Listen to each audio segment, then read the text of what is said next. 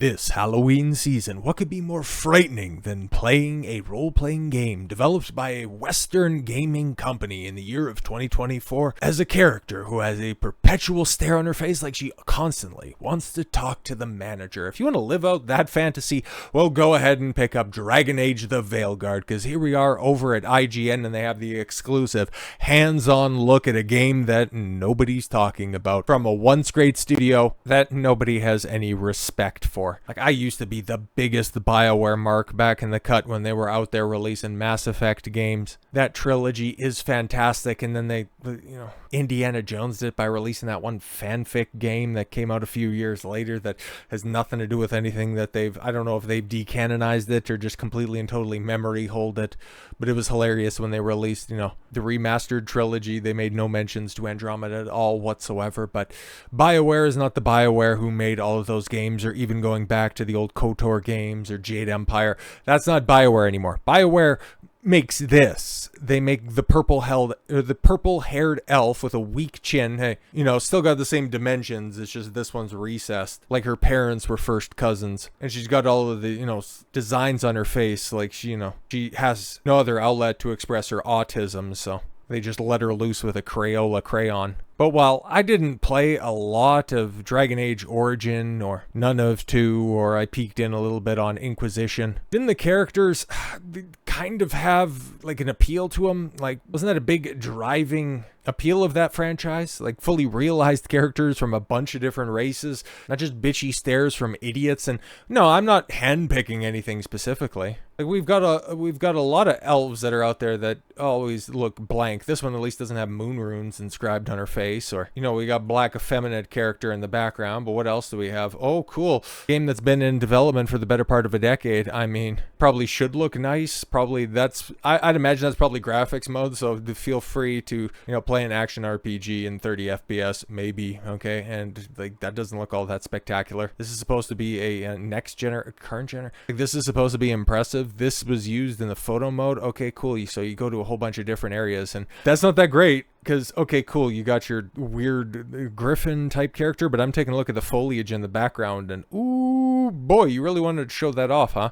Or the way that it just clips through your character model, and oh, thank God, there's Asian elves, because, and there's black elf too.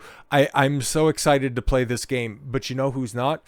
Asmongold. And brother, hey man, when it comes to the big commentators that are out there, Asmongold, Zach, he keeps it a buck. I don't watch much of his content, but I have respect for him whenever I do hear him drop some comments, because you might not agree with a lot of things that he's talking about, but he's not shy to share an opinion. And he does so in a way that he lays it out that you can at least follow the thought process. So I give him big ups for that one. And I'm completely on his side when it comes to trash and this absolute pile of garbage. This is going to be, I don't know if it's going to be as big of a flop as many other AAA games that we've seen this year, because there's Dragon Age fans that are going to be out there. There's people that are still going to be hooked in by the whole Bioware appeal from decades gone by that might take a chance on this. But if you're looking for an RPG, especially an action RPG that came out this year that you might want a second look at, and especially if it gets a PC release, because this is going to be released as a multi-platform release, give Final Fantasy VII Rebirth a try. It's fantastic. Just do that. It's got actual good characters. It's got compelling gameplay. It doesn't have a mode that you can turn on that makes the game basically play itself, removes all combat options. Oh my God. It's got actual games journalist mode, guys. But even with this game coming out, like it has the Halloween release date, okay? It's coming out October 31st, and I don't see anybody excited to play this. This could be another one of those situations, right? Like I just talked about Inside Out 2 not that long ago. Don't know if that video is going to be coming out just before this one, when I recorded it, okay? The spoilers, pulling back the curtain a little bit. But while I didn't hear anybody talk about Inside Out 2 and that one ended up becoming a wild success, I don't see anybody positively looking forward to Dragon Age the Veilguard. People were hot on Inquisition when it came out, but that's over a decade ago. And Bioware, like I said, that was a pre-Anthem Bioware. That was a pre-Anita Sarkeesian Bioware. It's a much different company now. And you would think years and years and years of underperforming would spurn them to, make something decent to try to win back any good favor. No, man, they're just going to put out something that everybody's mocking. Like, I don't even see any positive coverage that's out there. Even the, the people that got early hands on, it's like, it's fine. Whatever. Disposable. That's what I'm seeing out there. Disposable. Even from the, barely funnies of the world. Asmongold trashes Bioware's upcoming Dragon Age the Veilguard. Looks like a mobile game. This is actually worse than Concord. Yeah. I don't know, man, because here's the thing, like, Concord, it got mocked for very good reasons. The character designs were crap, something it does have in common with the Veilguard here, but that's one thing about Concord. Like, well, everybody was dunking on it for just its atrocious design. Like, the gameplay, that's one thing that those ex-Bungie guys could kind of nail down. It was just saddled with so much baggage. And this is kind of what we're getting with the Veilguard, okay? YouTuber and streamer Asmongold did not hold back as he trashed Bioware's upcoming Dragon Age the Veilguard while reacting to IGN's first exclusive first hands-on preview of the game, which if you'd like to go ahead and take a look at that, there's 10 minutes up here right at the beginning. Let's get out of the photo viewer, okay? If you want to take a look at the Miriel Galadriel ship, and it's like, oh my god, okay. I guess we found the one group of fans of Rings of Power over there, and they decided to bring it to the Veilguard. But that's what you get in this article right here, okay? It's 13 minutes long if you want to go ahead and slug through that if you're in anticipation of that. There's just nothing that looks appealing. And I like these types of games.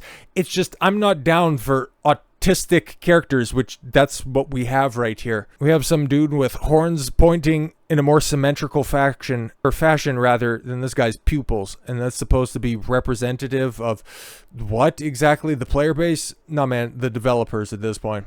He almost immediately into the video, Asmongold lampooned the game for its newly redesigned Quornus. Okay, Cunaris. Okay, yeah. That's the race that's out. That's who that guy is. He's a Cunaris. I don't think I'm pronouncing that right. Like I said, I only played a little bit of Dragon Age. Didn't get around to delving too deeply into it. High fantasies, not really my thing. I like Lord of the Rings. I don't like the rest of that whole sword and sorcery stuff. Anyways, he said, this guy looks so ugly and retarded. Well, yeah.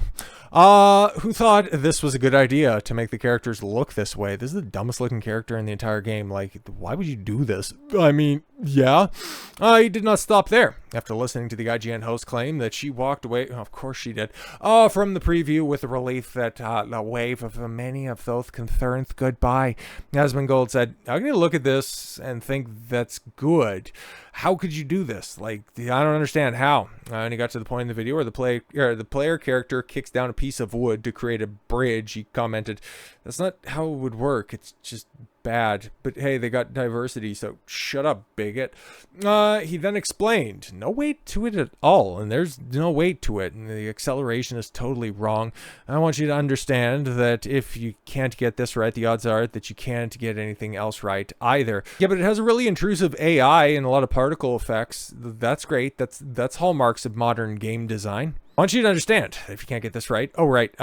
Moving ahead, this is the exact type of thing that you're talking about, mining canary problems in video games. Yep, this is exactly what I meant. Poor physics for even a piece of wood. Which, oh yeah, I got it right here, so I'm just going to let this play for a little bit, obviously. So he's sliding down. That looks fine, I guess. Like, nothing bad, but this is supposed to be a brand new game, so why is the hair just flooping all over the place? That's not really how it works, but yeah, a lot of running, I guess that's fine, but yeah, just, like particle effects. But here it is. Okay, so it moves, and then just the bro, that just shows just a lack of care in the details. Okay, it's not a big thing, obviously, like the way that he pointed it out. It's not the end of the world, but it's just going to show you if you're going to go ahead and cut corners in certain areas, we know that there's going to be bigger issues that are going to pop up elsewhere. A little bit later in the video, Asmongold compared the game to a mobile game, Raid Shadow Legends, and said, I feel like Raid Shadow Legends has a better graphical style than this game. I do really think so. Yeah, because we've seen just a little bit of it, and it looks so empty, okay? And there was a couple of different landscapes on display, but it just, like, some of the stuff's pretty, I guess, but they're just colorful hallways. Like, the level design doesn't look all that spectacular, but again, like, there's just little slices. Okay, about halfway through the video, Asmongold asserted maybe we should cancel video games, maybe we shouldn't make video games anymore. Yeah, new ones, yeah, no, that's fine. Back catalogs are full, and I'd imagine by the end of this, people are gonna go, you know what, we were probably a little bit too harsh on Dragon Age 2. We should stop doing that. We should just go outside or something. yo, the guy who's constantly lampooned for being, a basement dweller is actually saying, guys, we should probably go touch grass, or maybe go find a stick that looks like a sword out in the woods or something like that. Go dig a hole, dig up the neighbor's cable line, cut it off. This game's gonna suck. Still, later during a combat sequence, Asmongold said, you know what this reminds me of? It reminds me a lot like games that tried to copy Dark Souls in 2013. Yeah, it's offensively bad. Yeah. Yeah, I found a little bit of combat here, and as you can see, yeah, it's just a lot of, wait and move out of the way of the telegraphed combat, and that's... this could be early, this could be training, but yeah, I can definitely see the inspiration, the Dark Souls inspiration, and don't like what I see. Don't like what I see at all. He then reiterated his criticism of the redesigned Naris, saying, who thought this was a good idea to make a character look like that? How do you do this? How did this go past anybody? Oh, because Bioware ideologues. It's pretty simple to figure out. I don't even understand. This is insane. I'm going to say something right now, and it's going to be super controversial. This looks worse than Concord, and I don't even think that it's close. It's actually worse than Concord. Yeah, because, okay, cool. I'll go ahead and I'll add some gas to that fire right there. Concord had a style. This just looks Wish.com fantasy. That's what this is. This is Temu Lord of the Ring, secondhand Dungeons and Dragons. Like, there's nothing special about this. Everybody looks, for as much diversity that's on display, everybody looks the same. They look flumpy. I don't see anybody can look at this combat and look at this gameplay and think that it's anything more than garbage. Yeah, it just looks generic, man. It's some of the worst gameplay I've ever seen, and I don't understand how this happened. Yeah, because this is, I'd imagine, man, once we end up getting financials and then also start to string together loss after loss after loss. Look, what he's saying right here, Dragon Age the Veilguard is the hit that will send Bioware into bankruptcy. And yeah, at this point in time, it really is a race to the bottom with the next game company we're going to be talking about and Bioware right here, because how can you continue to string together so many L's and continue to have a company? 2024 is the year that woke came to die, and even though we're about, 3/4 of the way through the year, the Reaper still has quite a few souls left to collect, and Bioware might be one of them. Maybe not the biggest one, but it might be one of them. So with all that said, thank you all very much for the gift of your time. I've been Don Consuelo. I want you to follow your gut and get after it. Take care, everyone.